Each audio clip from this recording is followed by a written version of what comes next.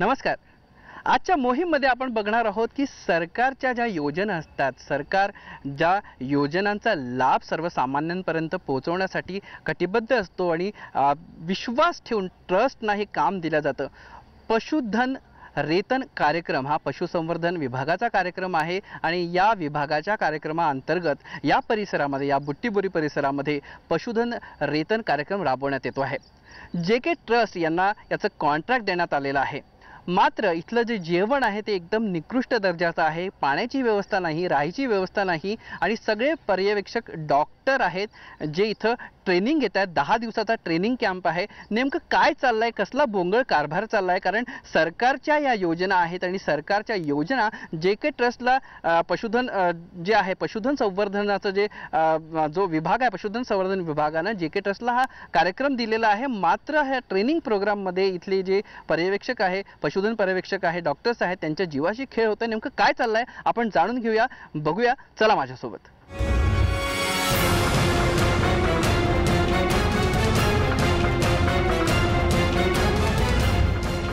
तर पशुधन संवर्धन कार्यक्रमाअंतर्गत, पशुधन रेतन कार्यक्रमाअंतर्गत आम्ही पोहोचलो या क्लासरूममध्ये. आपण बघू शकतो की आजकाल व्हर्च्युअल क्लासरूमची व्यवस्था असते जिथे ट्रेनिंग दिलं जातं. मात्र ही जी क्लासरूम आहे अत्याधुनिक म्हणता येणार नाही, अत्यंत वाईट अवस्थेमध्ये आपल्याला ही क्लासरूम दिसते आहे, जिथे बसायची व्यवस्था नाही. एक सतरंजी घातलेली आहे, त्या सतरंजीवर हे पर्यवेक्षक डॉक्टर जे आहे, पशुधन पर्यवेक्षक जे आहे ते बसलेले दिसत आहे.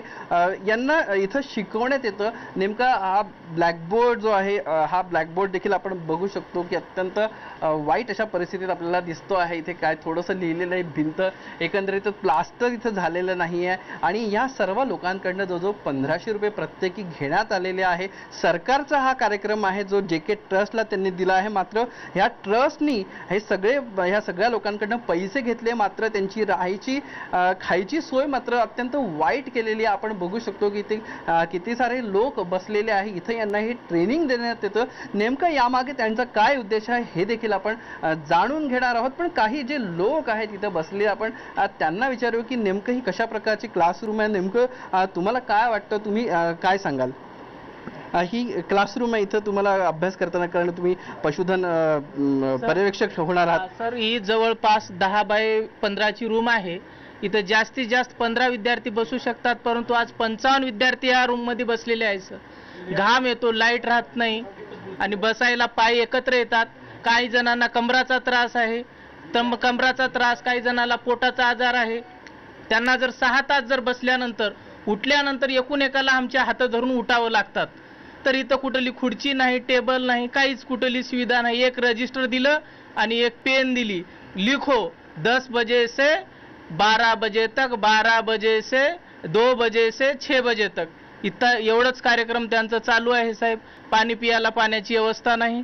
अत्यंत वाईट अशी परिस्थिती म्हणता येईल आपल्याला की पशुधन संवर्धन कार्यक्रमाअंतर्गत हा जो कार्यक्रम आहे, सरकारनं JK ट्रस्टला हा कॉन्ट्रॅक्ट दिला आणि ट्रस्टच्या माध्यमातून हे कार्यक्रम राबवले जातात.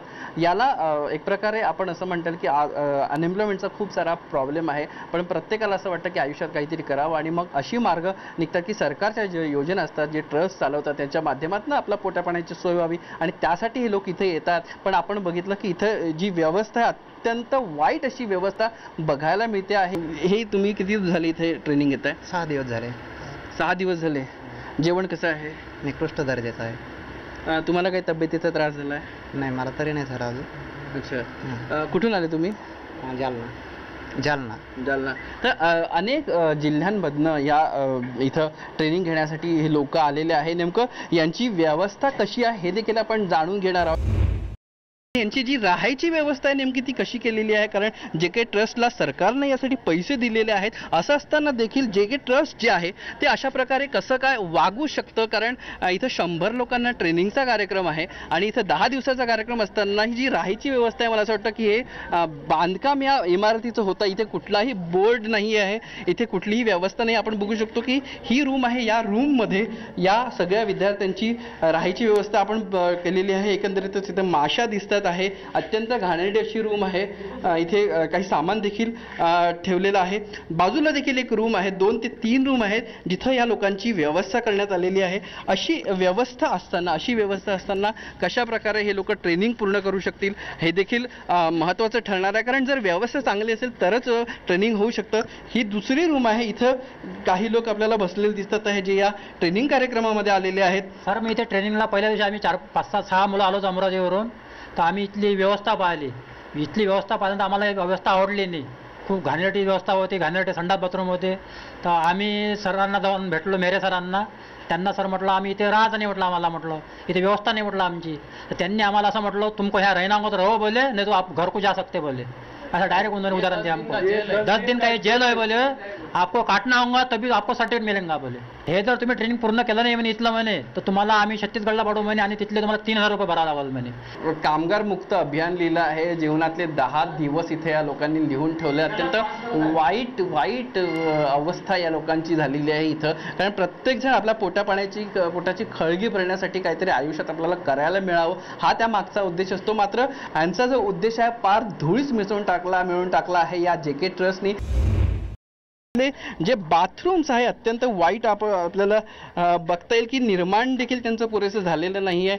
याला आपण बाथरूम का म्हणावं मला हे इथे कळत नाही. कारण इथे फक्त भिंती दिसतात आहे आणि अत्यंत वाईट अवस्था इथे आहे. आपण जेव्हा सरकार स्वच्छता अभियान राबवतो तेव्हा प्रत्येक गोष्ट प्रत्येक जागा स्वच्छ असली पाहिजे याचं देखील सरकार नेहमी घोषणा करते. स्वच्छ आपल्या आजूबाजूचा परिसर स्वच्छ ठेवण्यात यावा. पण इथे नेमकं पशुधन संवर्धन कार्यक्रमच आहे. पशुधन संवर्धनासाठी पशुधन रेतन कार्यक्रम घेण्यात येतो आहे. पशु इथं असतील हे मान्य आहे. मात्र हे जे पशुधन पर्यवेक्षक आहे जे डॉक्टर्स आहे यांची देखील सोय होणं तितकंच गरजेचं होतं. मात्र JK ट्रस्टने या लोकांकडनं पैसा घेतला मात्र त्यांना सोय अद्यापही दिलेली नाहीये.